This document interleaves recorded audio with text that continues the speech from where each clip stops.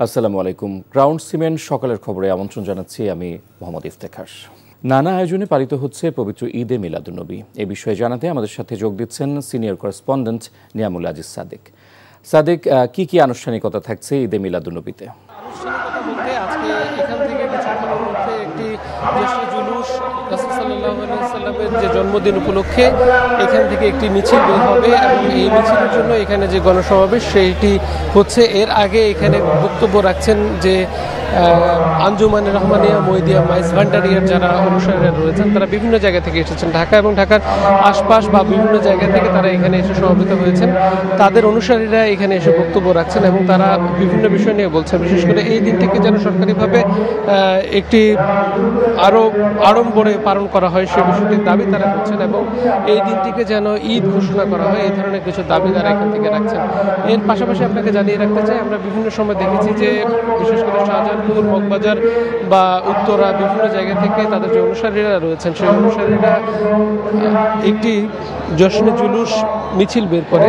সেই মিছিলটি আজকেও বের হওয়ার কথা রয়েছে। এটি কেন্দ্রীয়ভাবে হবে যেহেতু, এবং অনেককে আমরা দেখেছি যে তাদের যে হাতে যে কালেমার পতাকা রয়েছে, তাদের যে তরিকার যে পতাকা সেই পতাকাটি রয়েছে, তারা এখানে এসে এখন বক্তব্য শ্রবণ করছেন। তাদের যে সর্বোচ্চ যে নেতা মঈনুদ্দিন আহমেদ, তিনি আসার পরে এই আনুষ্ঠানিকতা আসলে শুরু হবে এবং তারা বলছেন এদিন যেহেতু রাসূল সাল্লাল্লাহু আলাইহি ওয়াসাল্লাম পৃথিবীতে আগমন করেছেন, এই দিনটিকে কেন্দ্র করে যেন সরকারিভাবে আরও বেশি পরিমাণ উদ্যোগ নেওয়া হয় এবং আরও বড় পরিসরে যেন আয়োজন করা হয়। তো এই ছিল সর্বশেষ অবস্থা। দর্শক, জানছিলাম ঈদে মিলাদুন্নবীর খবর। রাজবাড়ীর গোয়ালন্দে নুরাল পাগলার লাশ কবর থেকে তুলে আগুনে পুড়িয়ে দেওয়ার ঘটনায় সংঘর্ষে একজন নিহত ও শতাধিক মানুষ আহত হওয়ার পর এলাকায় থমথমে পরিস্থিতি বিরাজ করছে।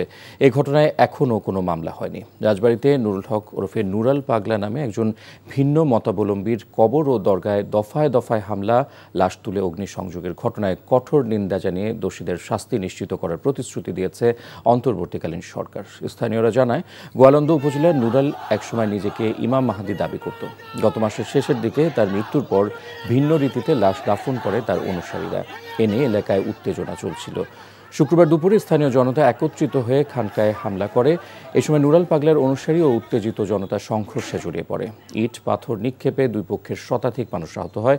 পরে পুলিশ গিয়ে পরিস্থিতি নিয়ন্ত্রণের চেষ্টা করলে তাদের গাড়িতে হামলা চালায় বিক্ষুব্ধ জনতা। এ সময় তারা নুরাল পাগলার কবর ভেঙে লাশ তুলে এনে সড়কের উপর আগুন ধরিয়ে দেয়। পরে সেনাবাহিনী ম্যাজিস্ট্রেট গিয়ে পরিস্থিতি নিয়ন্ত্রণে আনে।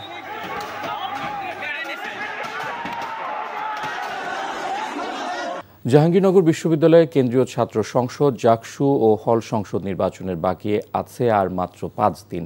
প্রচারণায় জমে উঠেছে ভোটের মাঠ। তবে প্যানেল হিসেবে প্রচারণার তুলনায় ব্যক্তিগত প্রচারণায় প্রাধান্য দিচ্ছেন অনেকে। পাশাপাশি নানা কৌশলে স্বতন্ত্র প্রার্থীরাও ছুটছেন ভোটারদের কাছে। তবে সাধারণ শিক্ষার্থীরা বলছেন, প্যানেল দেখে নয় বরং প্রার্থীর ভাবমূর্তি এবং জুলাই অভ্যুত্থানে ভূমিকাকেই গুরুত্ব দিচ্ছেন তারা। এদিকে নির্বাচনের 5 দিন আগে আজ ইশতেহার ঘোষণা দেবে ছাত্রদল। জাকসু নির্বাচনে অংশগ্রহণ করবে 8টি প্যানেল। এর মধ্যে 5টি পূর্ণাঙ্গ ও 3টি আংশিক প্যানেল ঘোষণা করেছে বিভিন্ন ছাত্র সংগঠন। জাকসু নির্বাচনে 25টি পদের বিপরীতে লড়ছেন 179 জন প্রার্থী। এর মধ্যে ভিপি পদে 10 জন, জিএস পদে 9 জন ছাড়াও 21টি হল সংসদে 15টি করে পদে লড়ছেন 315 জন।